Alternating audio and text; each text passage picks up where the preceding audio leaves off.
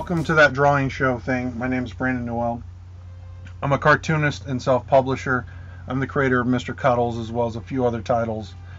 Right now this is that drawing show thing. This is our first proper video. This video was supposed to be up yesterday, but I mentioned in the Monday's video I am having technical difficulties, brand new equipment, so I'm sorry. Right now I'm drawing a con sketch cover of Superman. If you're unfamiliar with these, what these are is they're for convention goers. DC, Marvel, all the big companies publish these blank covers with a white piece of paper on there for artists to sketch and draw on. So I thought that would be a fun way to start with number one. I'm going to just do regular sketches on a lot of them, but every so often I'll throw in a con variant sketch cover because those are just fun to draw. Superman turned 75 years old last year, so this year he'd be 76. One of my favorite characters, created by Jerry Siegel and Joe Shuster, who were two 17-year-old Jewish boys. Two quick fun facts. One, Action Comics is not the first appearance of Superman. He's the first chronicled appearance of Superman. They did a fanzine and they had a character called Superman who looks a lot like Lex Luthor and was a villain. But then they did another comic book that was a little more inspired by Slam Bradley and closer to the Superman that we know and love. But they didn't like how that book came out. Basically, the warehouse holding that comic book, those comics, burned down to the ground somehow. It's widely believed that Jerry Siegel and Joe Shuster did that to prevent that book from going out.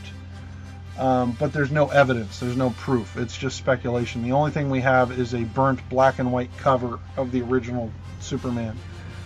And then he first appears in Action Comics #1. The other fun fact, as I mentioned earlier, Jerry Siegel and Joe Shuster are Jewish. And they gave him this alien name, Kal-El. Kryptonian in real life is Hebrew. It's the language of their people. And anyone who studied Hebrew knows El is God. It means God. So Kal-El roughly translates to all that is God. Superman is this kind of metaphor for what God can be. Along those lines, I think no one ever really nailed that better than Grant Morrison in All-Star Superman. There's this amazing, I think, 1 or 2 page spread in the middle of All-Star number, I think volume 2, where you have this woman who's about to commit suicide. She's going to jump. And Superman just flies up behind her and he goes, "Don't do it." And he explains to her, he knows what's going on in her life. He says, "Your psychiatrist was stuck in traffic. It's going to be okay. You have something worth living for." And I'm paraphrasing because I couldn't find my volume this morning. But that saved lives. People wrote in to Grant Morrison and DC Comics saying, "Thank you, that saved my life." And Superman can and is a force for good in real life. I know he's a fictional character, but DC Comics, I think in the 70s, did a series of comics geared towards other countries and explaining landmines to kids, how landmine works and why you don't play in certain areas. And once again, they got letters saying this saved children's lives. Superman, even though he's a fictional character, is a force for good in real life. The sketch I'm drawing right now is based off of the Flesher animated shorts. It's commonly referred to as the 1941 Superman costume. My personal favorite of Superman's costumes. I always liked the black symbol with the red S on the front, and I like the S a little less stylized. I liked it a little bit more like an actual letter. You know, the Fleischer Animated Studio, when they got the contract to do Superman, because they had done Betty Boop, Popeye, and a few others, when they got the contract to Superman, they didn't want to do it. So they highballed Universal and said it's going to be like $1 million per short. And Universal just cut the check.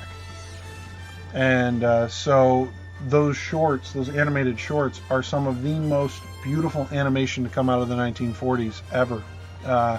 They spent so much money rotoscoping. They actually brought in actors and dressed them up like Superman, and it's lasted the test of time. If you're unfamiliar with what I'm talking about, you can find them on YouTube. They're actually public domain because for some reason they didn't get copyrighted properly, which ironically is the same thing that happened to the Superman newspaper strips. DC's been taken to court several times and actually lost a battle with Fawcett over the copyrights of Marvel, Captain Marvel, once because they forgot to copyright the newspaper strips. That's a whole other legal story with the Captain Marvel Superman dynamic. Where I first met Superman, there's basically Superman's been around my whole life. He turned 76 this year. When I was a toddler, I was told these stories, I don't remember, but I wouldn't go to bed unless I watched the Christopher Reeves, Richard Donner Superman movie. And the way that movie ends is Superman flies out into space, winks at the camera, and then flies back to Earth, essentially breaking the fourth wall. So as a child, almost every night I went to bed with Superman looking right at me, winking, and flying away, almost to say as the world's going to be okay.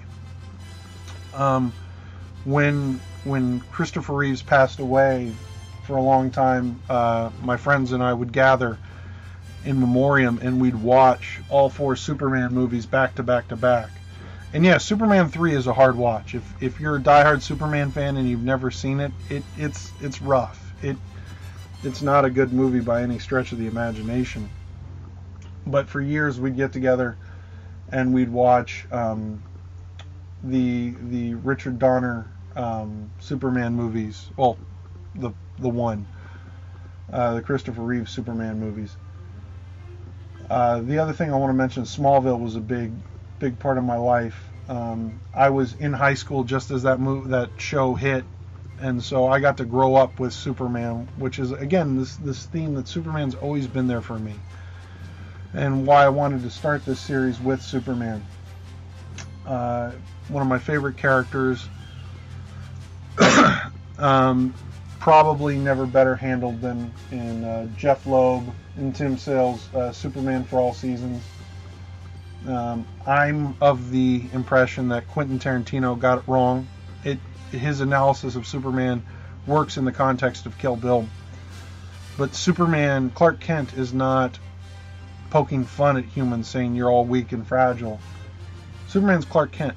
He was raised as a child on Earth as Clark Kent. It wasn't until much later on in life as a grown man, Superman is the disguise.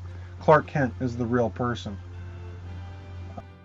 In closing, I'd just like to say, I don't know who I really would be or what I'd be doing if not for the contributions of guys like Jerry Siegel and Joe Shuster and Grant Morrison. Superman is such a part of my own DNA. Like I said, I've never lived in a world where he didn't exist. I will never have that feeling of opening up Action Comics #1 and getting that discovery. With that said, I think I live in a much more poetic and beautiful world because this fictional character is out there doing good in the real world. Superman means a lot to me, and I want to thank you for watching this video. Hopefully you enjoyed it. I have no idea. I'm just trying something new. Hope it works out. Thank you for your time.